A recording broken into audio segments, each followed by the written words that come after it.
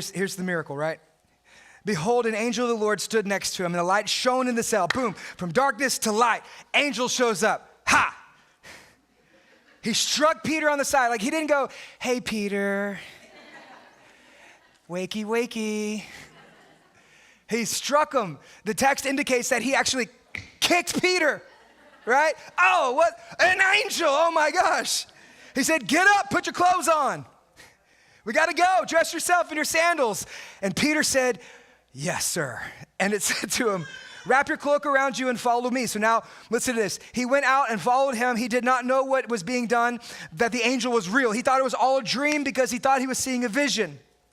And following down the angel down the hall in the prison, okay? So the gates are open, the chains have fallen off. He's got an angel. He's wrapped in a cloak, and then all of a sudden, they walk past not one but two guards. And then he shows up to the gates, and the gates opened on their own accord. So how is that possible?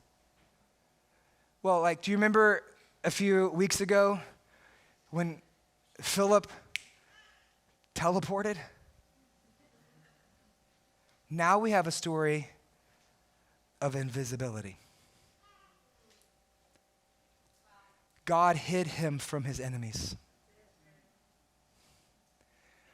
God will hide you to protect you, to comfort you, to cover you. God will go before you and he will make a way in the situation that you are in. God is your source of provision. He will provide for you, make a way for you, even when it doesn't seem like it's impossible. With God, anything is possible. It opened for him on their own accord. The chains fell off. The gates are open wide. And then he went alongside the street, and immediately the angel left. Poof, angel's gone.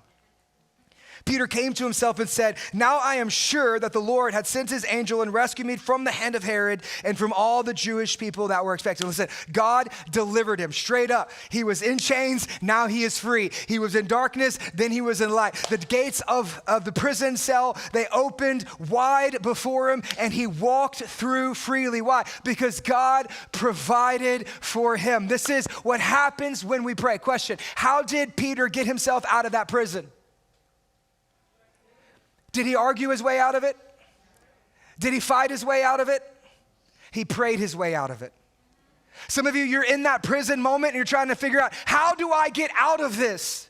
And you've been trying everything in your own might, in your own understanding, in your own wisdom. You've been trying to make things happen on your own efforts. But can I tell you that there is a power that happens when you pray, that when you pray, God, he makes a way for you. You don't have to figure it out. You can pray your way through that moment. When you pray, God makes a way. You don't just sit there and say, how do I get out of these chains? You pray and God makes a way where the chains are broken and the doors are open and there is a light in the dark.